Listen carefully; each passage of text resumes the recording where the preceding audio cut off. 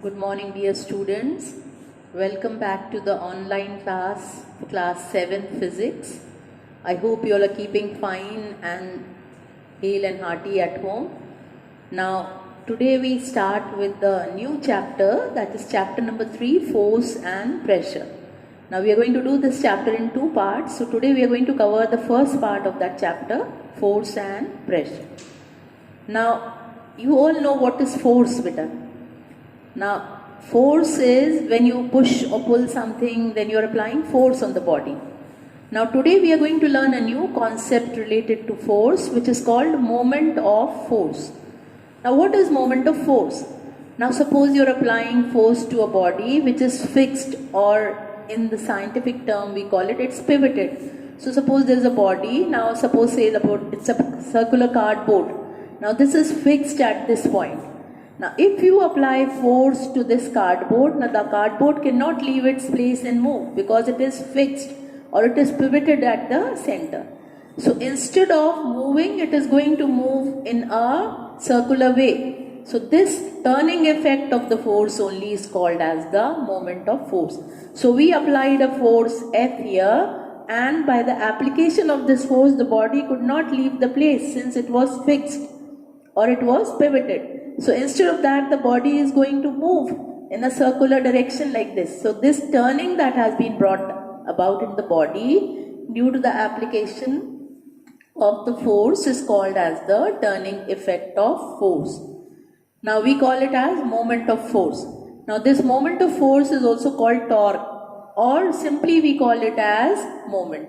Now how do we calculate how much turning effect is there or how much of moment of force is there? So for that we have a formula. Moment of force is equal to the amount of force applied into D. Now what is this D? D is the shortest distance from the pivot to the point of the application of the force.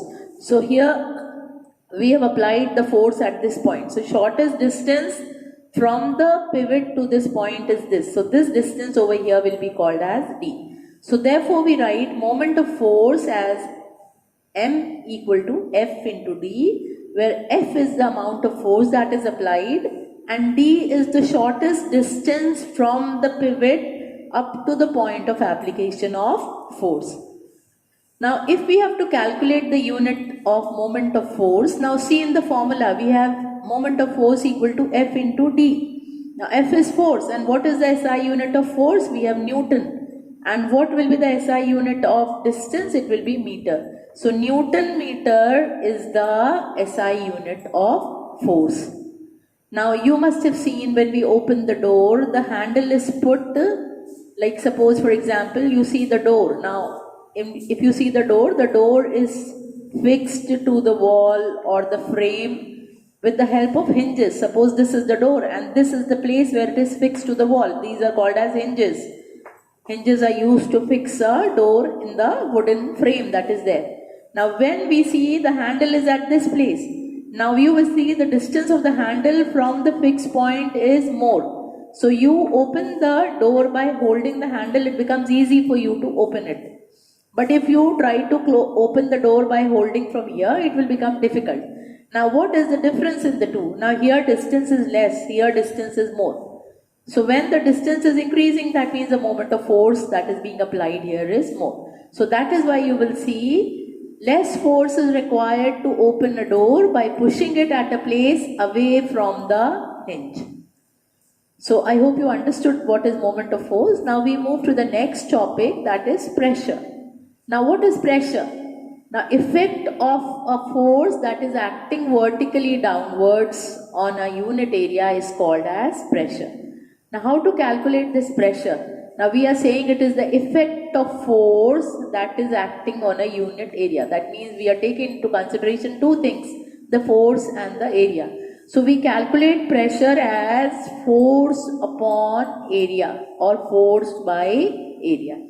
So the formula for pressure therefore becomes P is equal to F by A, where P is the pressure, F is the force and A is the area. Now sometimes the force may be acting vertically downwards in a perpendicular direction. then we do not call it force. So instead of that, that is called as thrust. A force that is acting vertically downward or normal to the surface. So suppose this is the surface and this is the force acting on it. Now this force is acting on the surface in a perpendicular direction. So this will be called as thrust. So therefore we can also define pressure as thrust upon area. Pressure can also be defined as thrust upon area. Now what will be the unit of pressure? Now we said pressure is force upon area. Now what is the unit of force? Newton. And what is the unit of area? Meter square. Therefore the unit of pressure becomes Newton per meter square. Now this has been given a special name after the name of the scientist. It is Pascal. So SI unit of force will be Newton per meter square or Pascal. Now from the formula we see here that pressure is depending on two factors. Now if you write the formula, pressure is force upon area. Now you see it depends on two things, the force and the area. Now how is the relationship? You will see pressure is directly proportional to the force and inversely proportional to the area.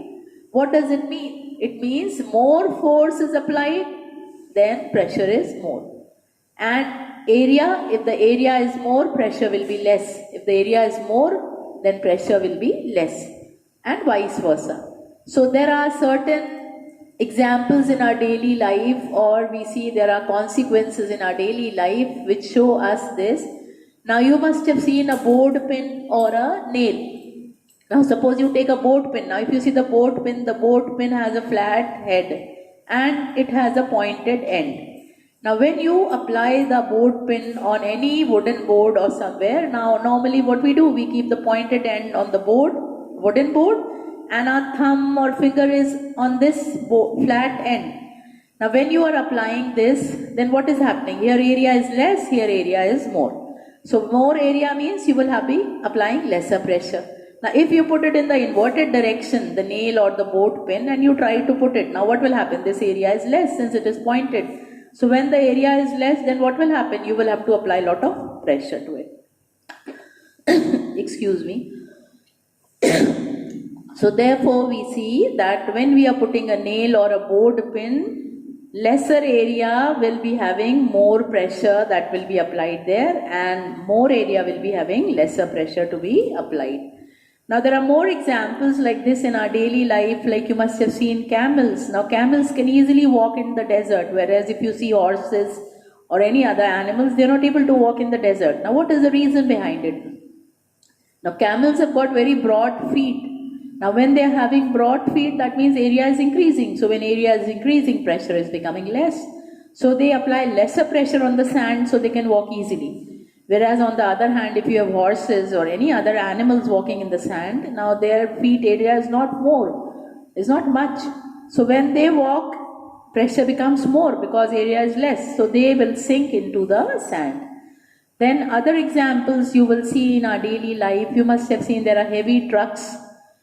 Now these heavy trucks which are used for cargo or other purposes, now you will see they have more number of tires. Conventionally we have 4 tires in a truck, but all such heavy trucks you will see they will have 6 to 8 tires. Now when they are having more tires, then what is happening? The area in contact with the surface or with the road will increase, so pressure will become less on the ground. The pressure gets reduced on the ground. Then you must have seen all the cutting instruments like knives, blades, or other things also you must have seen. They have very sharp cutting edges.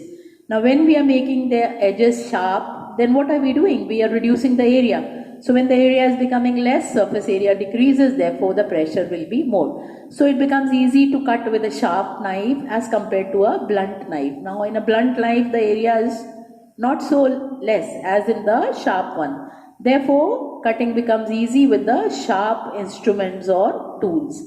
Then you must have seen skiers. Now skiers are, you must have seen they walk on the snow, or they slide rather on the snow.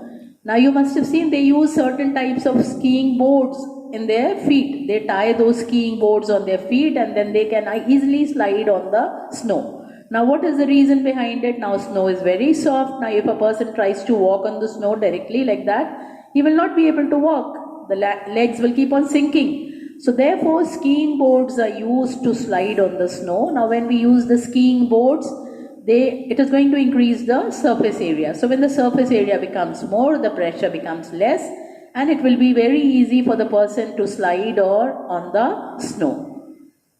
So this is what we have learned, that how the lesser area can increase the pressure or more area can decrease the pressure, the relationship of pressure and area. Now next we are going to study about pressure exerted by liquids. Now just now we saw that solids can exert pressure. In the same way you will see the liquids also exert pressure. Now liquids are usually contained in a vessel or in any container. So they exert pressure on the walls and the base of the container in which they are stored. Now we can measure this pressure that is exerted by the liquids with the help of a special instrument that is called as the manometer. So manometer is used for measuring the liquid. Now when this liquid is exerting pressure, there are certain characteristics of it, or we also call them as the laws of liquid pressure. But in your book, since they have written characteristics of liquid pressure, so we see that only here. Now the first point in this is liquid pressure remains same in all directions at a given depth. Excuse me. Now liquid pressure is same in all the directions at a given depth. So whatever depth you take, now if you see in different directions, in all the directions the pressure will be same. And as you increase the depth, the pressure increases. So second point is that only liquid pressure increases with the depth. Then third point here says liquid exerts pressure on the sides of the container. So this liquid exerts the pressure on the sides of the container. Then the fourth point here says a liquid seeks its own level. So if you take liquid in a different type of container, like suppose there is a container like this we can show. Now these are the different tubes in it. Now you will see the different shapes are present here, and if you fill liquid in this, common base is there. Now when you fill liquid, you will see the liquid will be at the same level in all these containers. So therefore we say liquid seeks its own level. The next thing is liquid pressure depends on the density of the liquid. So what type of liquid we have taken, whether it is a dense liquid or the density is less, liquid pressure will be different. Therefore suppose you take water and oil, you will see in oil the liquid pressure will be more. So these are the characteristics of liquid pressure. Now next we have to understand what is transmission of pressure in a liquid. Now to explain this, there was a scientist named Pascal. He did an experiment. Now, and he gave a law which is called as the Pascal's law. Now Pascal's law says that if you take liquid in a confined way or enclosed container and you exert pressure, suppose we take this round bottom flask and we make holes at different level in this, and the other end of it is closed, that is why we are saying confined or enclosed, and we put a piston over here. Now if you apply pressure on this piston, then the water or the liquid that has been filled from this will come out, and you will see it will come out with the same pressure in all the directions. So this is what the law says. The pressure exerted at a point on an enclosed liquid will be transmitted equally and undiminished in all directions. So in all the directions with the same pressure the water will come out. So because it is confined or enclosed liquid and we have applied pressure on this. So this is called as the Pascal's law. Now we have to see some consequences of liquid pressure. Now you must have seen that deep sea divers, now they wear special types of outfits. Now what is the reason? Because when they are going deep into the sea, the pressure increases. So their bodies can get crushed with that immense pressure there. Therefore they are wearing special types of suits. Now these suits will prevent them from the immense pressure at the base or at the depth in the sea. Then you must have seen there are fishes which live in different levels in the water. Some will live near the bed of the sea, some may live in the middle part, some may be living on the surface part of the sea. So if we take any deep sea fish and we try to bring it to the surface, now you imagine like this, suppose this is the sea. Now there we have divided this into 3 different levels. Now this is the deep sea level, this is the center part, and maybe this is the surface part of it. So if we have a fish over here and we bring the fish in the upper surface, then here this fish was experiencing a lot of pressure because the pressure increases with the depth. Now if you are bringing it up here, now then what will happen?